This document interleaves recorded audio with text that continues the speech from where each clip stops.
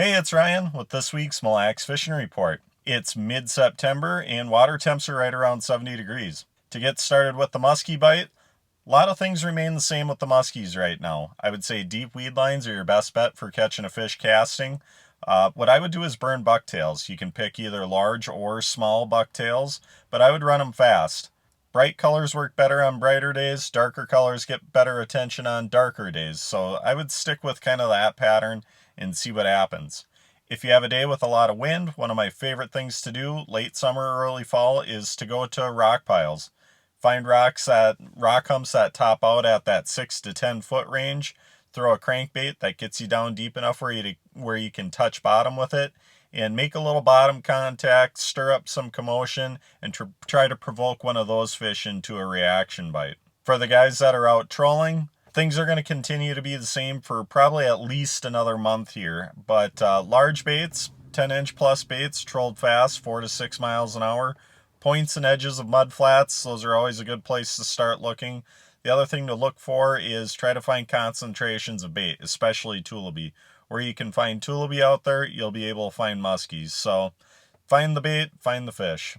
Moving on to the walleye bite. A lot of things remain the same with the walleyes. This last week we had a couple days that got really calm, really sunny. I noticed that during the daytime that made it a little bit more difficult to get bites, but what we did was we went out bobber fishing. We did kind of the power corking thing and also used live sonar to find fish. When it got flat, calm, and sunny, 24 feet of water and deeper seemed to be a lot better for us. When we had any sort of chop whatsoever, I could come back into some of the shallower rocks, and not necessarily shallow rocks, but I could come back into the rocks. That's where I tend to find more of my slot fish. But those rocks that are in that 18 to 24 feet of water, they've been doing pretty well for me whenever you have any type of wind. The corking is a great way to get the walleyes, but if you want to cover some water and find some aggressive fish, another really good way is to pull lead core. Lead core is going to continue to work well for at least a couple more weeks here, but we're still in a good time for that.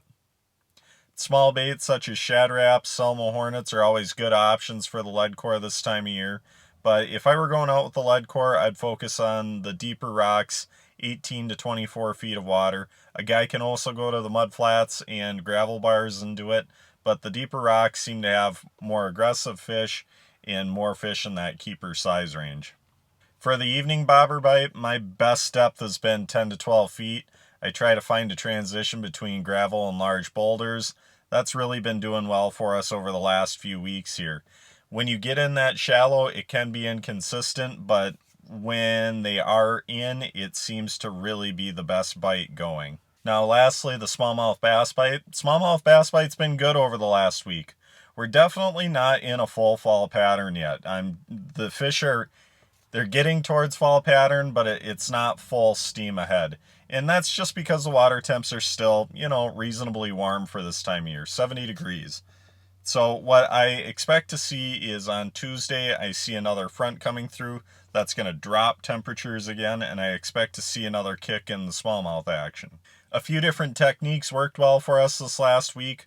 We were doing the Ned rigs as always, whether it be a Ned rig, a jig worm, or tube drug on the bottom.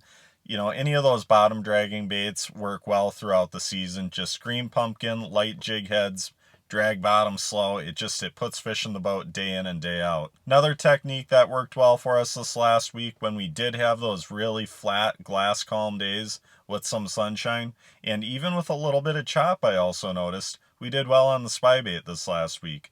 Just cast it out, reel it in slow and steady. It not only produces numbers on certain days, but it can also produce really big fish too. And lastly this week, we also used the drop shot. We had mixed success on the drop shot. What I seemed to notice was when I got over 12 feet of water, we tended to catch more fish on it, especially if we were putting the boat right over the rock. But we were going to individual rocks with the drop shot, putting the baits right next to the rock and holding them there for sometimes an extended period of time. But the drop shot was also putting fish in the boat this week. As far as depths go for smallmouth, don't get too caught up in depths. What I would recommend is 12 feet of water is a great starting point for the smallmouth out here. Anytime you get past post spawn, but I would definitely try to find structure instead of looking at depths. We caught fish from 2.5 feet of water all the way out to 28 feet of water this week. But the big key was finding large rock and big boulders. And it doesn't necessarily have to be the largest ones in the lake, just find the largest ones in that area. And that definitely was the ticket. It has been for quite some time now, but you can find spines, points, large individual boulders, drop-offs with large rock and boulders, any of those spot, but just find the largest rock in that area, and that's where you're going to find the best smallmouth fishing. Hey, I hope these tips work well for you, and have a great weekend.